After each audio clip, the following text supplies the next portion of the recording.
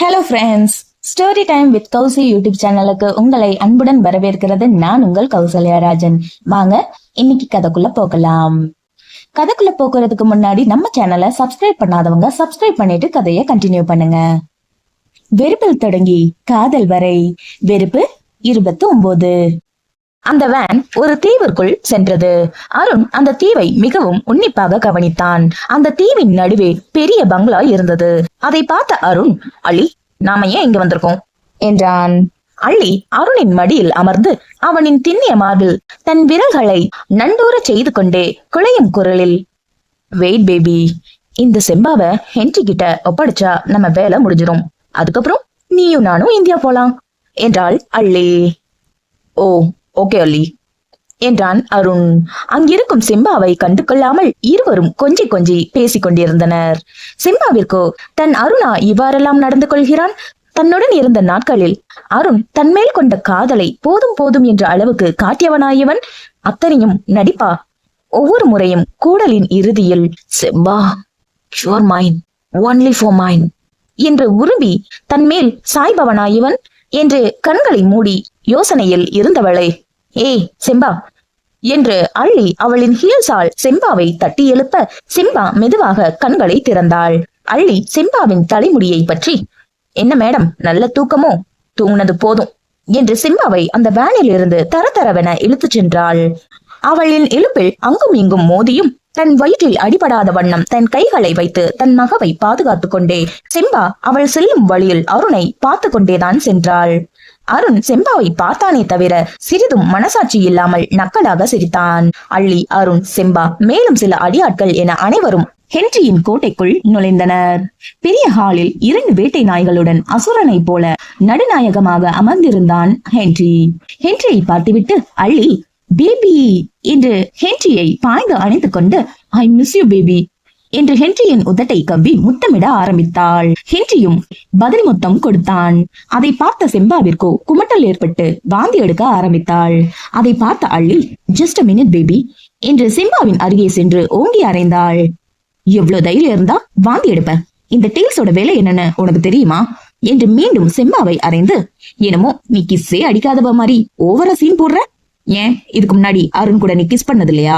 அதை பார்த்து நான் என்ன வாந்தியா எடுத்தேன் என்று அள்ளி மீண்டும் அவளை அறைய, அள்ளி, அதான் செம்பாவை ஹென்றி கிட்ட விட்டாச்சுல, வா போலாம் என்று அருண் அள்ளியின் கையை பிடித்து செல்ல போக, வெயிட் ப்ரோ, என்ன அதுக்குள்ளேயும் கிளம்புறீங்க? இதுக்கப்புறம் அள்ளி கூட இருக்கிற சான்ஸ் எனக்கு கிடைக்காது. சோ இன்னைக்கு ஒரு நாள் அள்ளிய வேணுன்ற அளவுக்கு அனுபவிச்சுக்கிறேனே என்று ஹென்றி நடுஹாலிலே அள்ளியின் உடைகளை களைய, ஷியோர் பேபி என்று அள்ளியும் ஹென்ரியின் உடைகளை களைந்தாள். அங்கிருந்த அடியாட்கள் வெளியே சென்று விட அதை காண முடியாமல் செம்பா மயங்கினாள். அள்ளி, வாட் இஸ் திஸ்? ஏன் முன்னாடியே நீ இப்படி நடந்துக்கிறது சரியில்லை, வா போலாம் என்று அடக்க முடியாத கோபத்தில் அருண் அள்ளியின் கையை பிடிக்க, அள்ளி அருணின் கன்னத்தில் விட்டாள் ஒரு அறை. How dare you touch me? நான் யாருன்னு உனக்கு தெரியுமா? என்னோட ஸ்டேட்டஸ் என்னன்னு உனக்கு தெரியுமா? உன்கிட்ட ஒரு 500 கோடி இருக்குமா? ஆனா நான் இந்த தீவுக்கு ராணி. நான் அன்னைக்கு உன்னை தொட்டதுக்கு என்னையும் நீ இப்படித்தான் அடிச்ச என்றாள் அள்ளி. Baby relax. ஹே மிஸ்டர், ஏன் என் பேபியை டென்ஷன் பண்ற? அள்ளியை மண்டியிட செய்தான் ஹென்றி. அள்ளியும் ஹென்ரியின் முன் அமர்ந்து அருணை பார்த்து, இங்க பாரு அருண், என்னோட இண்டிபெண்டன்ஸ்ல நீ தலையிடாத. Today is my day. நாளையில இருந்து நான் உன்னோட லவரா இருக்க ட்ரை பண்றேன் என்று அள்ளி ஹென்ரிக்கு தன் சேவையை செய்ய ஆரம்பித்தாள். Yes babe, do it fast என்று உணர்ச்சியில் கத்திக்கொண்டே அருணை பார்த்து நக்கலாக சிரித்தான் ஹென்றி. அள்ளி என்று அருண் பல்லை கடிக்க, மிஸ்டர் அருண், ஏன் எங்களை டிஸ்டர்ப் பண்ற? காட்ஸ் என்று ஹென்றி தன் அடியாட்களை கூப்பிட அனைவரும் அங்கு வந்தனர். கொஞ்சம் கூட வெக்கம் இல்லாமல் ஹென்றி மற்றும் அள்ளி தங்கள் அந்தரங்க பணியை மேற்கொண்டபடி, இவங்க 2 பேரையும் நம்ம அண்டர் கிரவுண்ட்ல அடைச்சு வை என்று ஹென்றி கூறினான். ஹே, டோன்ட் டச் என்று அடியாட்களிடம் கூறிவிட்டு, அள்ளி, வாட்ஸ் கோயிங் ஆன் ஹியர்? என்னதுக்கு இங்க இருந்து கூட்டிட்டு போகணும் என்று அருண் கேட்க, yes babe, yes yes yes come out என்று ஹென்றி தன் வெள்ளை விஷத்தை அள்ளியின் முகத்தில் பீச்சி அடிக்க, அதை துடைத்துக் கொண்டு அள்ளி அருணை பார்த்து, ஆடு தானா வந்து தலையை கொடுக்கும் போது அதை வெட்டாம எப்படி இருக்க முடியும் என்றாள் அள்ளி. வாட் என்று அதிர்ச்சியில் அருண் அள்ளியை பார்க்க, நீ என்ன நினைச்ச? கேவலம் உன்னோட 500 இல்ல 1000 கோடி சொத்துக்காக உன் கூட உன் பின்னாடியே வந்துருவேன்னு நினைச்சியா என்று அள்ளி வில்லத்தனமாக சிரிக்க, அப்புறம் ஏன் என்ன வர சொன்ன என்றான் அருண். என் மேல உனக்கு இன்னும் எவ்வளவு லவ் இருக்குன்னு டெஸ்ட் பண்ணத்தான் சின்னதா ஒரு டிராமா பண்ண. பட் நீ உண்மையிலே உன்னோட லவ் புனிதமானதுதான்ப்பா. ஹென்றி அதை எப்படி காட்டினா தெரியுமா? அவனோட கையை அறுத்துக்கிட்டு எனக்கு ப்ரூவ் பண்ணான். நான் அத கொஞ்சமும் எதிர்பார்க்கல. அது மட்டும் இல்ல, 3 மாசம் பின்னி பிணைஞ்சு காதல் பறவைகளா சுத்திட்டு இருந்த உங்க 2 பேரோட காதல் எந்த அளவுக்கு இருக்குன்னு டெஸ்ட் பண்ண. பட் நீ சொன்ன பாரு ஒரு பதிலு. ஒவ்வொரு நாளும் செம்பா கூட நீ இருக்கும்போது அள்ளி கூட இருந்த மாதிரிதான் நான் நினைச்சு இருந்தேன்னு. அங்கேயே நான் அந்த செம்பாவை ஜெயிச்சிட்டேன் என்று அரக்கியாக சிரித்தாள் அள்ளி. அள்ளி என்ன விட சொல்லு என்று அருண் கர்ஜிக்க அவர்களிடம் இருந்து விடுபட முயன்றான் அருண். அவ்வளவு சீக்கிரம் இந்த ராஜ்யத்துக்குள்ள வந்துட முடியாது. அப்படி வந்தா அவ்வளோ ஈஸியா இங்க இருந்து போகவும் முடியாது. அதுவும் இல்லாம உனக்கு வேற நெகட்டிவ் பிளட் குரூப் ஆச்சே, உன்னை எப்படி நாங்க இங்க இருந்து போக விட முடியும் என்று அள்ளி ஹென்ரியை பார்த்து சிரிக்க, அப்பொழுதுதான் அருண் ஒன்றை உணர்ந்தான். தானும் இங்கு கடத்தி வரப்பட்டுள்ளோம் என்று பல கெட்ட வார்த்தைகளால் அருண் அள்ளியை திட்டிக் கொண்டு, உன்னை போய் திருத்தி உன் கூட வாழ ஆசைப்பட்டேன் பாரு என்று அருண் அள்ளியை காரி உமிழ, ஹென்ரியின் கண்ணசைவில் அருண் மற்றும் செம்பாவை ஒரு அறையில் அடைத்தனர். 2 மணி நேரம் கழித்து அந்த அறையில் அருண் மற்றும் செம்பா மட்டுமே இருந்தனர். மயக்கத்தில் இருந்து கண் விழித்தாள் செம்பா. சரியான உணவு இல்லாமல் மசக்கையின் பிடியில் வலு இழந்து பரிதாபமாய் படுத்துக்கொண்டே கண் திறக்க முயற்சி செய்தாள் செம்பா. ஆனால் செம்பாவால் முழுமையாக கண்களை திறக்க முடியவில்லை. அந்நேரம் ஹென்றி, அள்ளி, சில மருத்துவ குழுக்கள் அடியாட்களுடன் அந்த அறைக்குள் வந்தனர். அருண் மிகுந்த கோபத்துடன் அள்ளி மற்றும் ஹென்ரியை பார்த்தான். அருண் ஒரு நாற்காலியில் கை கால்கள் கட்டப்பட்டு அமர்த்தப்பட்டிருந்தான். அவனை பார்த்து சிரித்துக் கொண்டே அள்ளி மருத்துவ குழுவிடம் செம்பாவை நோக்கி கையை காட்டினாள். செம்பாவால் கண் திறக்க முடியவில்லை என்றாலும் அங்கு நடப்பதை உணர முடிந்தது. அங்கிருந்த சிலர் செம்பாவை தூக்கி ஸ்ட்ரெச்சரில் படுக்க வைத்தனர். சில இன்ஜெக்ஷன் போட்டனர். என்ன நடக்குது இங்க? அள்ளி, செம்பாவை என்ன பண்றாங்க என்று அருண் கேட்க, கொஞ்சம் வெயிட் பண்ண அருண், கொஞ்ச நேரத்துல நீயே புரிஞ்சுக்குவ என்றாள் அள்ளி. ஒரு மருத்துவர் கத்தியை எடுத்து செம்பாவின் வயிற்றில் வைக்க போக செம்பா கண் விழித்தாள். மயக்க மருந்து கொடுத்த பிறகும் எப்படி செம்பாவால் கண் விழிக்க முடிந்தது என்று அள்ளி மற்றும் ஹென்றி ஆச்சரியமாக ஒருவருக்கொருவர் பார்த்து கொண்டு, hey idiots, what is this? What is going on here? எப்படி மயக்க மருந்து கொடுத்தோம், அவ சுய நினைவோட இருக்கா என்று ஹென்றி மருத்துவ குழுவை பார்த்து கோபமாக கேட்க, அச்சோ டே மச்சான், மயக்க மருந்துக்கு பதிலா செம்பாவுக்கு என்னடா போட்ட என்று சஞ்சு கேட்க, அதுவா, நான் போட்ட இன்ஜெக்ஷன் பிரெக்னன்ட் லேடிஸ்க்கு போடுற தடுப்பூசிடா மாப்ள என்று கார்த்திக் கூறினான். வாட் அ ஹெல் என்று ஹென்றி அவர்கள் அருகே வர மருத்துவ குழு உடையில் உள்ள அனைவரும் தங்கள் மாஸ்கை அகற்றினர். ஹே, நீங்க எல்லாம் யாரு என்று ஹென்றி கேட்க அனைவரும் ஹென்ரியை பார்த்து சிரித்தனர். அள்ளி சட்டென்று திரும்பி அருணை பார்த்தாள். தன் கை கால்களில் உள்ள கட்டுகளை லாபகமாக கழற்றி எறிந்துவிட்டு கால் மேல் கால் போட்டு அரிமானாய் அமர்ந்து சிரித்தான் அருண். அருண் தன் அண்ணன் மற்றும் மாமன்மார்களை பார்த்து சைகை செய்தான். ருத்ரன், சஞ்சு, கார்த்திக், இந்திரன், தர்மன் என அனைவரும் கன்னை லோட் செய்து ஹென்றி மற்றும் அள்ளியை சுற்றி வளைத்தனர். அருண் அள்ளியை நோக்கி நடந்தான். எச்சில் விழுங்கிக் கொண்டே நின்றிருந்தாள் அள்ளி. ஹென்றியோ, எப்படி எப்படி என்னோட கோட்டுக்குள்ள இவங்கனால வர முடிஞ்சது என்று யோசித்துக் கொண்டு நின்றிருந்தான். அருண் அள்ளியை வேட்டையாடும் சிங்கத்தை போல் அவளை சுற்றி சுற்றி நடந்தான். என்ன அள்ளி, இந்த ட்விஸ்ட நீ எதிர்பார்த்திருக்க மாட்டல? ஏண்டி, உன் மூஞ்சிய கண்ணாடியில நீக்காது பாத்திருக்கியா இல்லையா? உன் மனசுல பெரிய அழகின் நினைப்பா? நீ என்ன நினைச்ச? நீ சொன்னதுக்காகத்தான் நான் மனசு மாறி உன்னை தேடி வந்தேன்னு நினைச்சியா? அத்தனையும் என்னோட பிளான் என்று அள்ளியின் தாடை உடைய அள்ளியை அறைந்தான் அருண். எவ்வளவு தைரியம் இருந்தோம் என் பொண்டாட்டிய ஏன் கண்ணு முன்னாடியே அடிச்சிருப்ப என்று மீண்டும் அறைந்தான் அருண். அருண் அடித்த அடியில் அள்ளி கீழே விழுந்தாள். அருணின் கைவண்ணத்தால் உதடு கிழிந்து ரத்தம் வழிந்தது. உன்னை திருத்தி என் கூட கூட்டிட்டு போக வந்தேன்னு நினைச்சியா? உன்ன மாதிரி சாக்கடைய கிளியர் பண்றதுக்கு வேற ஆளுங்க இருக்காங்க, அதை செய்யறதுக்கு எனக்கு டைமும் கிடையாது என்று அருண் சிக்னல் கொடுக்க அந்நாட்டைச் சேர்ந்த உயர் அதிகாரிகளும் இந்தியன் போர்ஸும் அங்கே வந்தனர். அவர்களை பார்த்து அள்ளி அவர்களிடம் இருந்து தப்பிக்க அருணிடம் சென்று, என்னை காப்பாத்து பிளீஸ் என்றாள் அள்ளி. சாரி அள்ளி, எனக்கு அதுக்கான டைம் இல்ல என்றான் அருண். அருண் பிளீஸ், உனக்கு என்ன வேணாலும் தர்றேன், என்னை இவங்க கிட்ட இருந்து காப்பாத்து என்று அருணின் கையை பிடிக்க, சி என்று அள்ளியை கீழே தள்ளிவிட்டான் அருண். எவ்வளவு தைரியம் இருந்தா என்ன தொட்டு பேசுத என்று அருண் அதிகாரிகளை பார்க்க அள்ளி மற்றும் ஹென்ரியை அந்நாட்டு காவல் குழுவினர் அழைத்து சென்றனர். அந்நாட்டு காவல் அதிகாரிகள் அள்ளி மற்றும் ஹென்ரியை பிடிக்க உதவிய அவர்களுக்கு நன்றி தெரிவித்தனர்.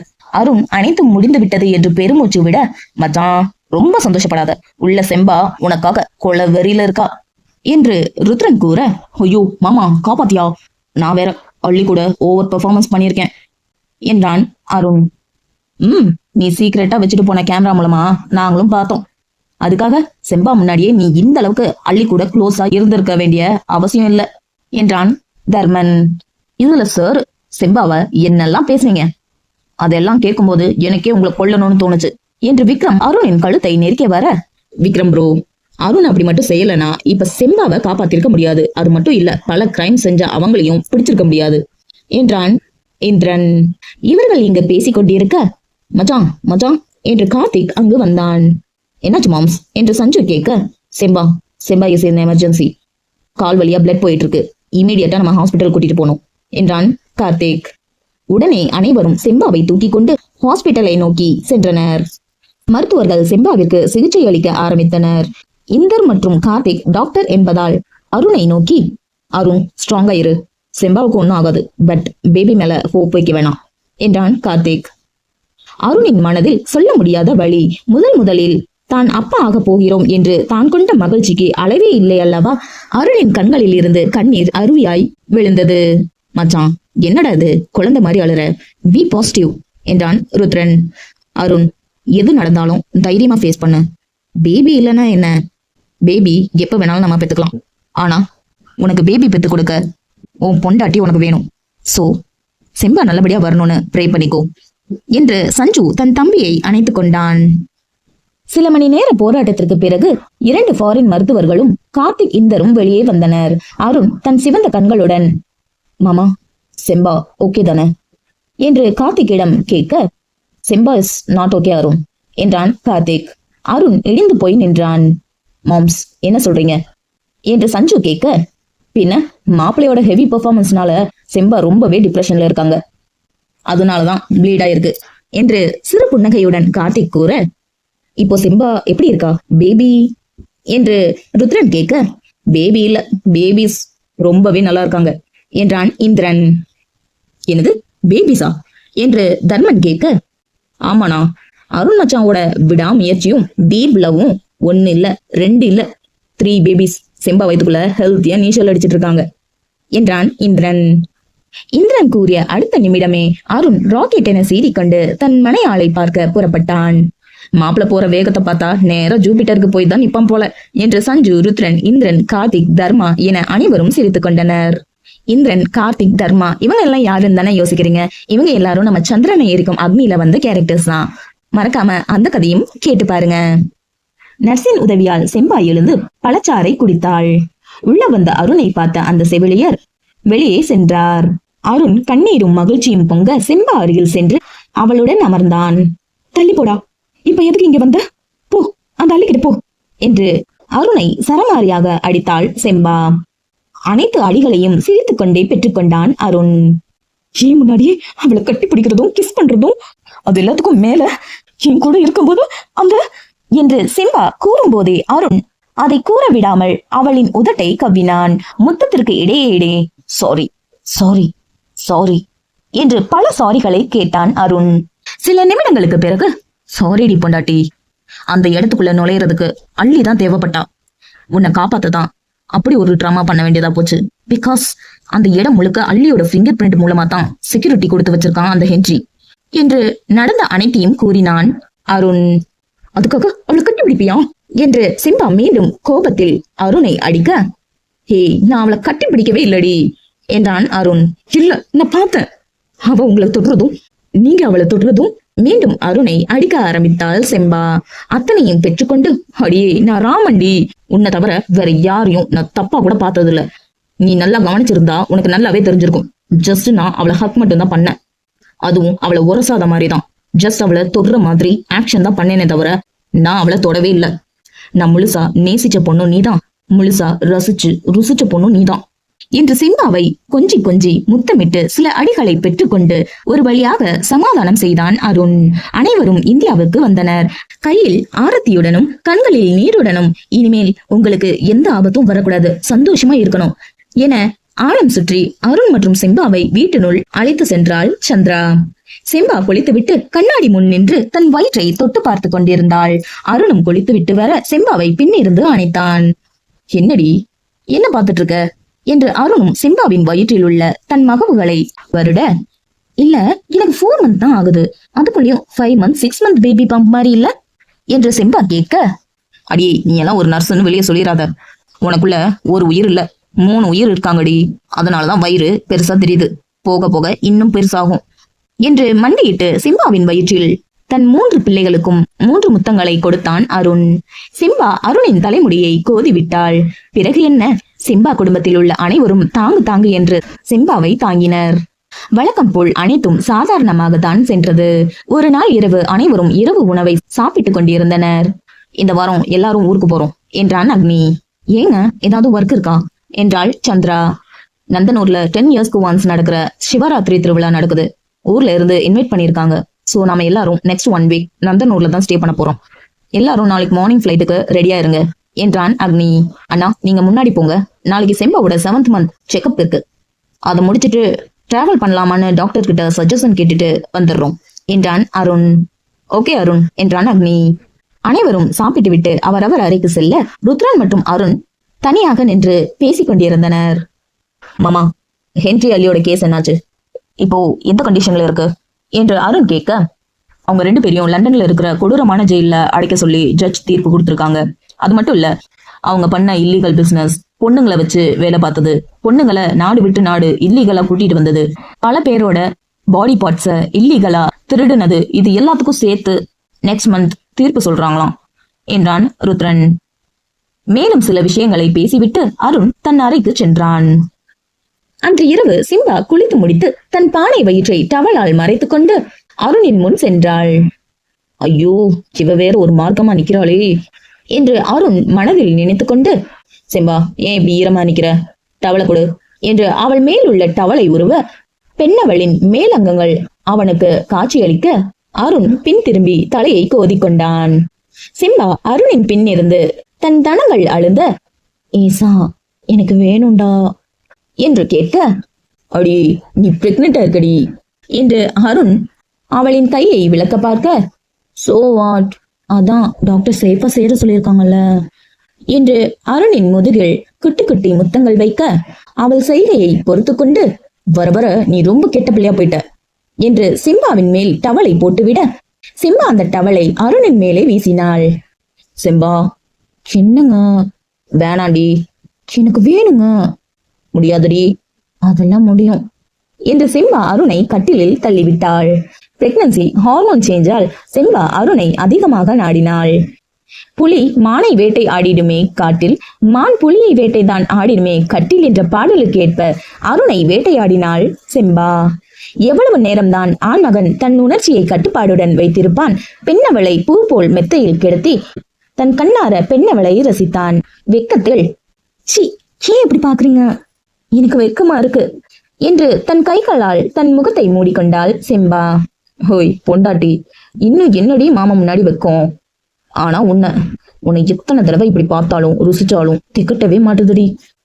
அது மட்டும் இல்லாம சுண்டக்கா மாதிரி இருந்தவ இப்ப அண்ணிங்களோட கவனிப்புல பூசணிக்கா மாதிரி எல்லாம் உப்பி கைக்கும் வாய்க்கும் கொள்ளாம இருக்கிறத பார்க்க அடடா என்று பல அந்தரங்க பேச்சுகளை பேசி பெண்ணவளை மேலும் சிவக்க வைக்க, ஐயோ போதுங்க விடுங்க என்று மூச்சு வாங்க செம்பருத்தி கூற, அடியே 2 ரவுண்டு தாண்டி போயிருக்கு, பேலன்ஸ் ரவுண்ட யாரு டாலி பண்றது என்று அருண் மேலும் முன்னேற, என்ன பேலன்ஸ் ரவுண்டா, என்னால முடியாது என்றாள் செம்பா.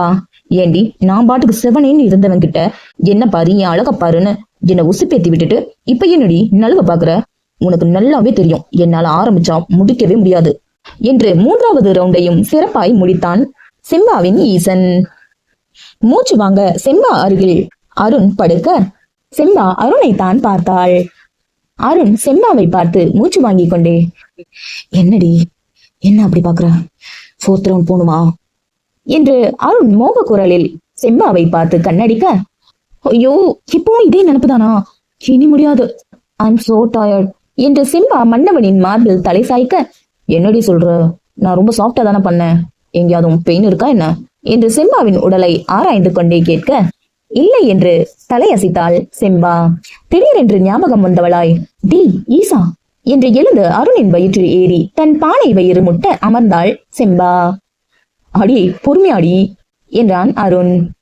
அதை விடு, நீ என்ன சொன்ன என்று செம்பா மூக்கு சிவக்க அருணை முறைக்க, அடி நான் என்னடி சொன்னேன் என்று அருண் கேட்டான். நான் பூசணிக்கா மாதிரி இருக்கேனா என்று அருணின் கழுத்தில் கடிக்க, ஆ அடியை ஏண்டி கடிக்கிற, ஆனா உனக்கு கடிக்கிற வேலையாவே போச்சு என்று கழுத்தை தடவி கொண்டு அருண் கேட்க, முதல்ல கேட்டதுக்கு பதில் சொல்லுங்க, நான் பூசணிக்கா மாதிரியா இருக்கேன் என்று செம்பா கேட்க, ஆமா முத இங்க வந்தப்ப எலும்பு கூடுக்கு ட்ரெஸ் போட்ட மாதிரி இருந்த, ஆனா இப்போ என அவளின் தனங்களை அழுத்த, டி ஈசா பேச்ச மாத்தாத, அப்படின்னா நான் ரொம்ப குண்டாகிட்டனா என்று பாவமாய் கேட்டாள் செம்பா. இல்லையே, இப்பதான் நீ குண்டா அழகா இருக்கடி என்று கூறிக்கொண்டே பெண்ணவளின் பால் கிண்ணத்தை ருசிக்க, இல்ல நான் குண்டா அசிங்கமா இருக்கேன் என செம்பா அழ ஆரம்பித்தாள். ஐயோ என்றானது அருணிற்கு. எல்லாம் பிரெக்னன்சி மூட் ஸ்விங்ஸால தான் என்று புரிந்து கொண்ட அருண் செம்பாவை கொஞ்சி சமாதானம் செய்து தன் வயிற்றில் அமர்ந்திருந்த செம்பாவின் எடையை பிடித்து கொஞ்சம் கீழே நகர்த்த, ஆணவனின் வீரியத்தை உணர்ந்த செம்பா அருணை பார்த்து வெக்க புன்னகை உதிர்க்க மீண்டும் ஒரு கூடலை முடித்தனர்.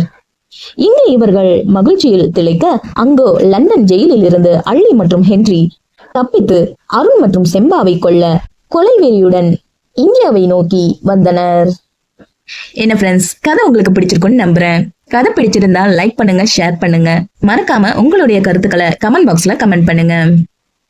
இந்த மாதிரி கதையை தொடர்ந்து கேட்கணும்னு நினைச்சீங்கன்னா சப்ஸ்கிரைப் பண்ணி பெல் ஐக்கானை கிளிக் பண்ணி வச்சுக்கோங்க. அப்பதான் நான் அடுத்தடுத்து போடுற கதையோட நோட்டிபிகேஷன் உங்களுக்கு உடனுக்குடனே வரும். இதுவரை இந்த கதையின் மூலமாக உங்களுடன் இணைந்திருந்தது நான் உங்கள் கௌசல்யா ராஜன்.